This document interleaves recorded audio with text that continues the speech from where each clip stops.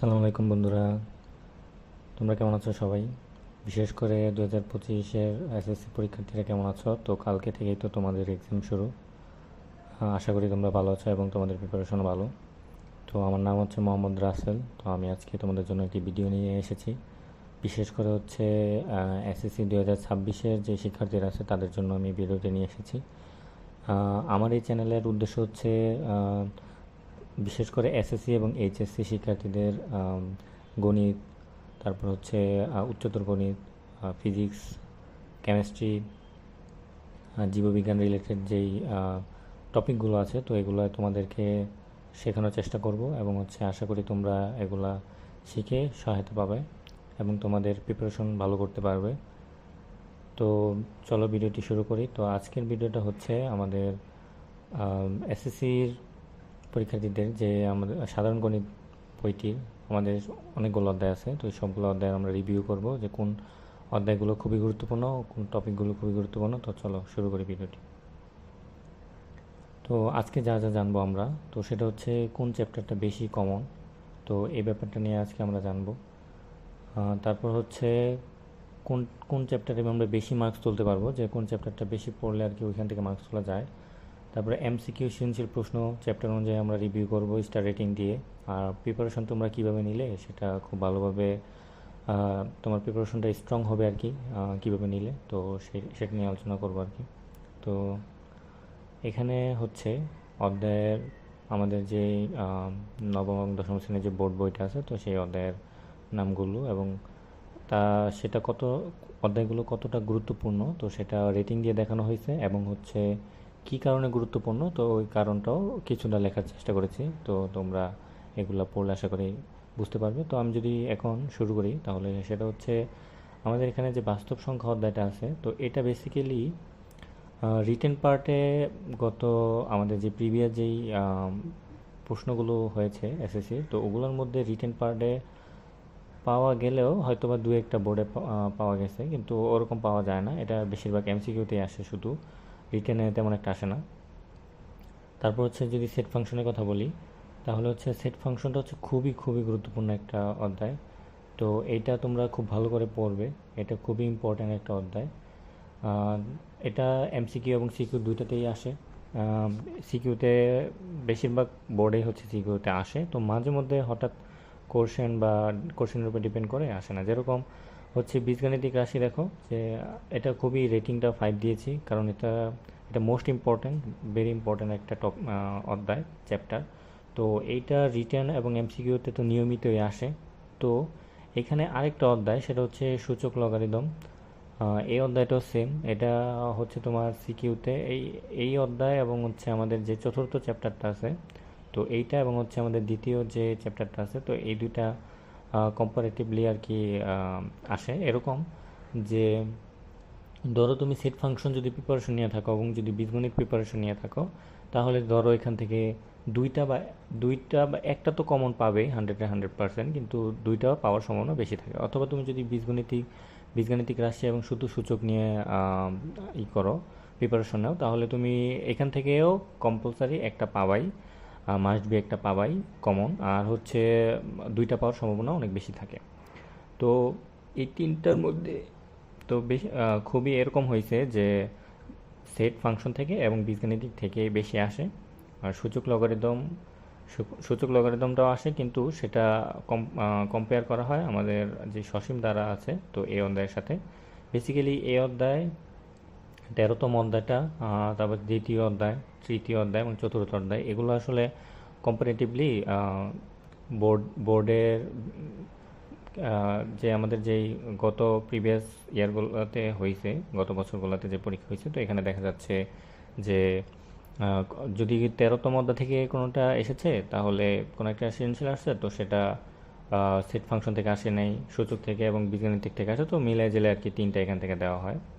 তো এই বিশেষ করে বীজগণিতের জন্য তুমি যদি সৃজনশীল বা সিকিউ যদি কমন পেতে চাও, ক্রিয়েটিভ কোশ্চেন, তাহলে তোমার সেট ফাংশন, বীজগাণিতিক রাশি, সূচক লগারিদম এবং হচ্ছে সসীম দ্বারা তোমার পড়তেই হবে, মাস্ট বি। বাকি যে অধ্যায়গুলো আছে, যেরকম আমাদের পঞ্চম একটা অধ্যায় আছে, সেটা চলক বিশিষ্ট সমীকরণ। তো এক চলক বিশিষ্ট সমীকরণের যে সূত্রটা আছে আমাদের, তো ওইটা দিয়ে মাঝে মধ্যে ক নম্বর সৃজনশীলের বিভিন্ন ক নম্বর প্রশ্নটা আসে। তো এটা এবং হচ্ছে সমীকরণের যে প্রমাণ থাকে আর কি, বা সরলীকরণ বা সত্যায়িতকরণ, তো ওগুলো আসে। তো এটা বেশি একটা রিটেনে আসে না, ওরকম দেখা যায় না আসছে। তো তারপর হচ্ছে আমাদের যদি আমরা ষষ্ঠ অধ্যায় দেখি, সেটা হচ্ছে জ্যামিতির মধ্যে পড়ে। তো এইটা হচ্ছে আমি মডারেট রেখেছি, মানে হচ্ছে আর কি আসে আবার আসে না এরকম আর কি। তো তেমন একটা গুরুত্ব দিলাম না। এটা তেমন একটা গুরুত্বপূর্ণতা নয়, কারণ হচ্ছে এটা থেকে খুবই প্রিভিয়াস যেই ইয়ারগুলোর আমি কোশ্চেন দেখেছি, বা আমাদের সময়কার যেই কোশ্চেনগুলো হতো, তো তখন এই অধ্যায় থেকে তেমন একটা আসতো না। তো আসলেও যেরকম এরকম হতো যে আমাদের যেহেতু জ্যামিতি থেকে 3টা আসতো, তো সেখানে যেমন যেমন ধরো একটা সৃজনশীলে ক নম্বরে অথবা শুধু খ নম্বর অথবা শুধু গ নম্বর, মানে 4 মার্কের বা 2 মার্কের জন্য আসতো, এরকম ব্যাপারটা দেখা যেত। ব্যবহারিক জ্যামিতি খুবই খুবই ইম্পর্টেন্ট সম্পাদ্যের জন্য। তো এখানে বেসিক্যালি সম্পাদ্য নিয়ে, তো তোমরা যারা সম্পাদ্য দিতে আগ্রহী এবং সম্পাদ্য পছন্দ করো দিতে, বা এটা একটু ইজি কম্পারেটিভলি উপপাদ্য থেকে, তো এটা খুব ভালো মতো পড়বা। তো এটা এমসিকিউ এবং সিকিউ দুটোর জন্য ইম্পর্টেন্ট। তারপর হচ্ছে বৃত্তের অধ্যায়ে আমাদের সম্পাদ্য আছে, উপপাদ্য আছে। তো উপপাদ্যগুলো খুবই খুবই ইম্পর্ট্যান্ট। তো আমি আরেকটি ভিডিও বানাবো, যদি তোমরা চাও কমেন্টে অবশ্যই মেনশন করবে যদি তোমরা চাও। তো সেটা হচ্ছে কোন অধ্যায়ের মানে কোন অধ্যায়ভিত্তিক যেই টপিকগুলো থাকে, ভিতরে যেই কোশ্চেনগুলো থাকে, বা কোন উপপাদ্যগুলো কোন সম্পাদ্যগুলো তোমরা বেশি করে পড়বে অথবা বেশি ইন্টারেস্ট দেখাবে, তো অথবা বেশি সেটা মনোযোগী হয়ে পড়বে। তো এটা যদি আমাকে জানো, আমি সেটা নিয়ে একটা ভিডিও করব। তো এটা খুবই ইম্পর্ট্যান্ট একটা চ্যাপ্টার। তো এটা রিটেন পার্ট এমসিকিউতে নিয়মিত আসে, এখান থেকে আসে 100% একটা তুমি সৃজনশীল কমন পাবাই জ্যামিতির থেকে। আরও 2টা জ্যামিতি অধ্যায় আছে আমাদের, সেটা হচ্ছে 11তম অধ্যায়। তো এটা আমরা পরে আলোচনা করি, তারপর আমরা সিরিয়াল মেনটেন করি। তো এখানে ত্রিকোণমিতিক অনুপাত আমরা আমরা জানি যে ত্রিকোণমিতি থেকে একটা আসেই কমন, এটা তো জানার কথাই। তারপর হচ্ছে দূরত্ব উচ্চতা থেকেও আসে। এরকম হয় ব্যাপারটা যে ত্রিকোণমিতির দূরত্ব উচ্চতা আরেকটা অধ্যায় আমাদের আছে, সেটা হচ্ছে 16তম অধ্যায় পরিমিতি। তো এগুলা থেকে আর কি 3টা মিক্স করে আসে। তো আমাদের অ্যাকচুয়ালি যে কোনো 2টা খুব ভালো মতো পড়তে হবে যদি আমরা একটা সৃজনশীল ভালো মতো অ্যান্সার করতে চাই, তাহলে যে কোনো 2টা অধ্যায় আমাদেরকে ভালো মতো পড়তে হবে। তো আমি সাজেস্ট করব তোমরা ত্রিকোণমিতিটা অবশ্যই শিখো, এবং হচ্ছে দূরত্ব উচ্চতাটা শিখো। কারণ হচ্ছে দূরত্ব উচ্চতার শুধু একটাই অধ্যায়, এর কোনো মানে 10.1 বা 10.2 এরকম নেই। তো এটা ভালো মতো শিখো, এবং ত্রিকোণমিতি যদি তুমি শিখতে পারো তোমার ভবিষ্যতে ইন ফিউচার অনেক কাজে লাগবে। তো এটা তুমি ভালো মতো শিখো। তো এই 2টা শিখলেই আশা করি পরিমিতিটা জাস্ট বেসিক ধারণা নিয়ে রাখবা, যাতে এমসিকিউতে কাজে লাগতে পারে। তারপর হচ্ছে আমাদের যে অধ্যায়টা আছে বীজগাণিতিক অনুপাত ও সমানুপাত, এবং হচ্ছে 2 চলক বিশিষ্ট সরল সমীকরণ। তো এই 2টা অধ্যায় মোটামুটি আর কি বেসিক ধারণা রাখলে হয়। তো মাঝে মধ্যে দেখা গেছে যে 11 এবং 12 অধ্যায় মিলেও মাঝে মধ্যে দেখা গেছে যে কোনো কোনো বোর্ডে কোনো কোনো ইয়ারে সৃজনশীল একটা দিয়ে দেওয়া হয়েছে বীজগণিতের পার্টের মধ্যে, বিভাগের মধ্যে। তো এটা আসলে কোশ্চেন যদি ইজি করে, বা কোশ্চেনটা যদি একটু ট্র্যাকটা যদি একটু অন্যদিকে ঘুরাই নিতে চায়, তাহলে এরকম করা হয়। তো তোমরা এগুলো বেসিক ধারণাগুলো রাখবা, যে কিভাবে ইকুয়েশনগুলো হচ্ছে করা যাচ্ছে, প্রমাণ করা যাচ্ছে। তো ওগুলা বেসিক ধারণা নিলেই কেবল তোমার হয়ে যাবে আর কি, এটার প্রিপারেশনটা হয়ে যাবে। এমসিকিউ এবং রিটেন পার্ট দুটোটাই জন্য একটু দেখবা, অতটা ম্যান্ডেটরি না বলতে আমার মতে আর কি। তারপর হচ্ছে আমাদের যে অধ্যায়টা আছে সসীম ধারা, তো এটা তো আগেই বলছি খুবই খুবই ইম্পর্টেন্ট একটা অধ্যায়। তো এটারও রিটার্ন পার্ট এবং এমসিকিউতে নিয়মিতই আসে বলা যায়। তো এইটা যদি আসে তাহলে এরকম হয় যে দ্বিতীয় এবং তৃতীয় অধ্যায় অথবা চতুর্থ অধ্যায় থেকে যে কোনো 2টা থেকে আসে। আর যদি এইটা না আসে তাহলে ওই 3টা থেকে 3টা আসে, এরকম টাইপের আর কি ব্যাপারটা। তারপরে হচ্ছে আমাদের চতুর্থ অধ্যায়, যেটা হচ্ছে আরেকটা জ্যামিতির অধ্যায়ের মধ্যে পড়ে। তো এটা বেসিক্যালি আমি দেখছি যে এই অধ্যায় থেকে তেমন একটা সৃজনশীল তো আসেই না, দেখা যায় না। গত বছরের কোশ্চেনগুলো ঘাটাঘাটি করে এগুলো পাইনি। তো এমসিকিউগুলোই আসে আর কি। তো ওই যে প্রতিসমতা আর কি, এই ধরনের যে এমসিকিউগুলো থাকে এগুলো বেশি আসে।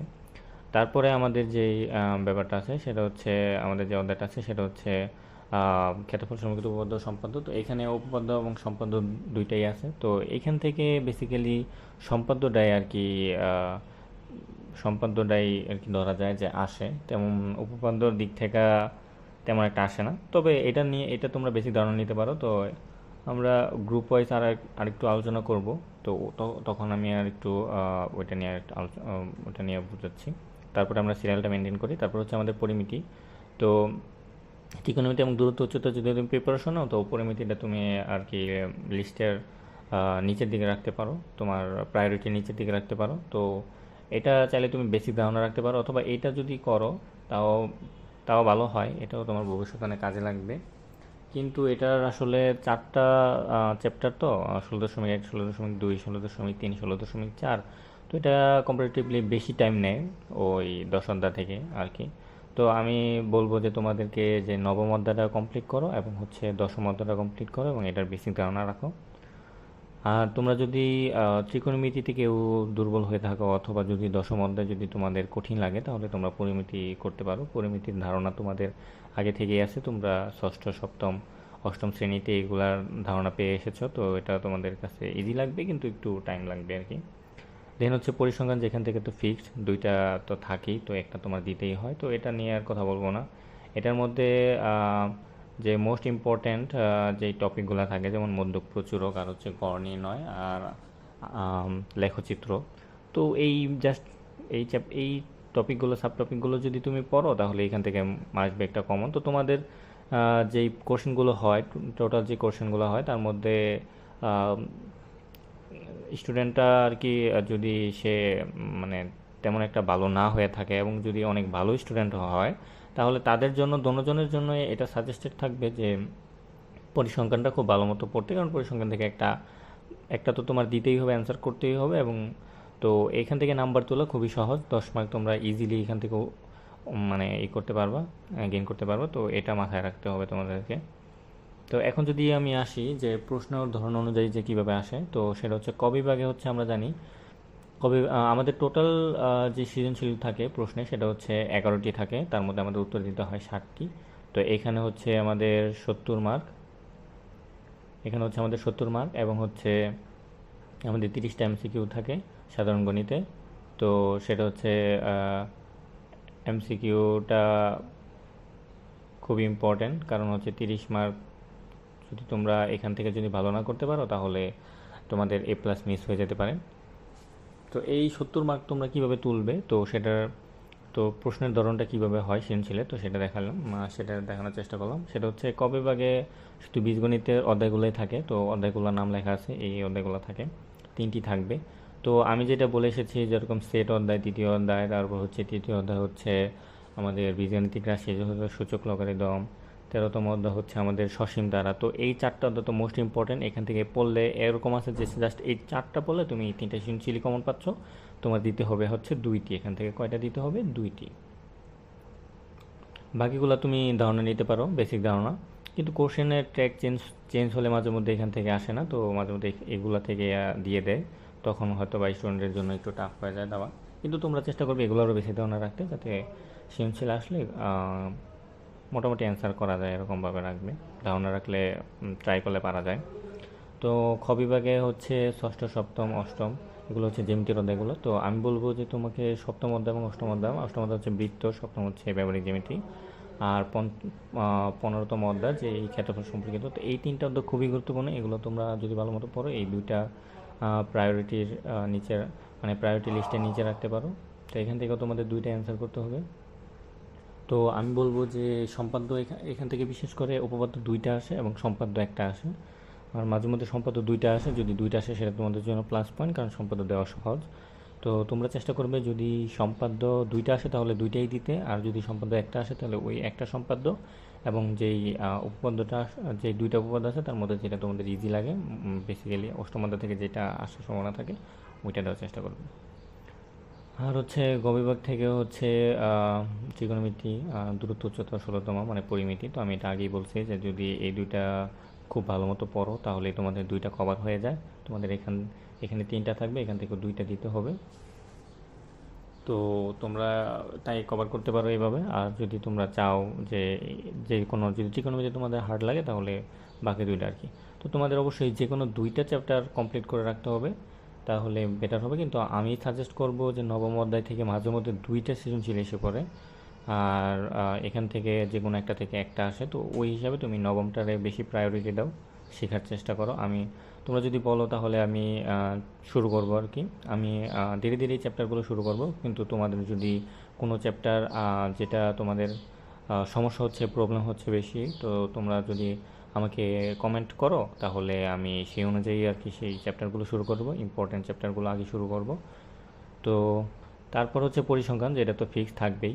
তো দুইটা থাকে, দুইটার মধ্যে আমি বলবো যেটার মধ্যে তোমার লেখচিত্র থাকবে না যে সৃজনশীলে। তো বেসিক্যালি দোনোটার মধ্যেও লেখচিত্র থাকে, আবার এরকম হয় যে একটার মধ্যে লেখচিত্র থাকে, আরেকটা সৃজনশীলে লেখচিত্রের পার্ট থাকে না। তো আমি বলবো লেখচিত্র যেটা না থাকে সেটা অ্যান্সার করার, কারণ হচ্ছে সেটাতে টাইমটা খুব কম লাগে। এতে তুমি অ্যান্সার করার জন্য ভালো বাকিগুলোর জন্য সময় পাবা।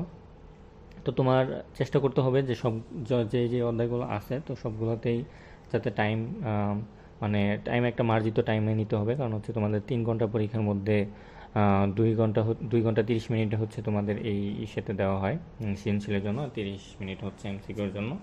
তো তোমরা কভার আপ করার জন্য একটা সৃজনশীলে মোটামুটি 20 মিনিটের মতো করে টাইম পাচ্ছ, 20 মিনিট বা 18 মিনিট এরকম। তো এটার মধ্যে তুমি যদি ওইরকম সৃজনশীল আসে তাহলে এটার মধ্যে টাইমটা কম নেওয়ার চেষ্টা করবে। যদি লেখচিত্র আসে তাহলে তো কিছু করার নেই, টাইম লাগবেই। তাছাড়া এটা লেখচিত্র বাদে যদি আসে বা দেওয়া যদি একটা দেওয়ার মতো এরকম থাকে তাহলে সেটাই দিবে। মধ্যক গড় এগুলো সূত্র জানা থাকলে এবং হচ্ছে আগে থেকে প্র্যাকটিস থাকলে খুব সহজে এগুলো করা যায়। আরেকটা হচ্ছে আমাদের যদি অবিন্যস্ত উপাত্ত থাকে, যেটা অবিন্যস্ত উপাত্ত যেরকম কমা কমা দিয়ে যে থাকে সংখ্যাগুলো, এরকম কমা কমা দিয়ে যে থাকে, তো ওইগুলো যদি থাকে তাহলে তোমাদের একটু টাইম লাগতে পারে। তো তোমাদের চেষ্টা করবে যেটার মধ্যে লেখচিত্র থাকবে না এবং হচ্ছে শ্রেণীবিন্যাস করা থাকে, চার্ট আকারে যে করা থাকে শ্রেণীবিন্যাস এবং গণসংখ্যা নিবেশন সারণী তৈরি করা থাকে, তো ওই সৃজনশীলটা দেওয়ার চেষ্টা করবে, টাইম তোমাদের অনেকটা সেভ হবে। তো এই ছিল আজকে তোমাদের জন্য একটা প্রিপারেশন স্ট্রং করার জন্য একটা ভিডিও। তো তোমরা অবশ্যই কমেন্টে জানাবা ভিডিওটি কেমন লেগেছে, এবং হচ্ছে যদি ভিডিওটি তোমাদের ভালো লেগে থাকে তাহলে অবশ্যই লাইক করবা, এবং হচ্ছে আমার চ্যানেলটি সাবস্ক্রাইব করবা যাতে এবং বেল আইকনটি ক্লিক করবা যাতে তোমরা সাথে সাথে যদি আমি কোনো নতুন ভিডিও আপলোড করি তাহলে সাথে সাথে যাতে তোমরা সেটার নোটিফিকেশন পেয়ে যাও। এবং হচ্ছে তোমরা অবশ্যই বলবে যে কোন চ্যাপ্টারটা আমি আগে শুরু করব।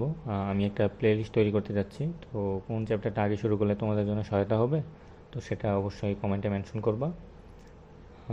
তো এই ছিল। তো সাবস্ক্রাইব যদি তোমার মনে হয় যে সাবস্ক্রাইব করা উচিত এই চ্যানেলে তাহলে অবশ্যই সাবস্ক্রাইব করবা। হচ্ছে ধন্যবাদ তোমাদের সবাইকে। এবং হচ্ছে আমার একটা ফেসবুক পেজ আছে, সেটা হচ্ছে এরোডেক বাংলা, তোমরা ফেসবুকে সার্চ দিলেই পাবা। তো এটা যে তোমরা যদি ফলো করো তাহলে এখান থেকে তোমরা নতুন নতুন ম্যাথের টিপস এবং হচ্ছে সায়েন্সের যে কোনো সাবজেক্টের যে টিপসগুলো দেওয়া হয়, ট্রিক্সগুলো যে কীভাবে শর্টকাট করা যায় ওগুলো জানতে পারবা। তারপর হচ্ছে বিভিন্ন ধরনের ইঞ্জিনিয়ারিং, তোমরা যখন আপার লেভেলে হবা তখন বিভিন্ন ধরনের ইঞ্জিনিয়ারিং টপিকস তোমাদের প্রয়োজন হবে, তো ওগুলো নিয়ে আমি আসলে এই পেজের মধ্যে পোস্ট করি। তো এগুলো তোমরা যদি দেখতে চাও তাহলে এই পেজটা ফলো দিয়ে আসো এবং হচ্ছে সবগুলো পোস্ট লাইক দিও। এই ছিল আমার ভিডিও। আসসালামু আলাইকুম।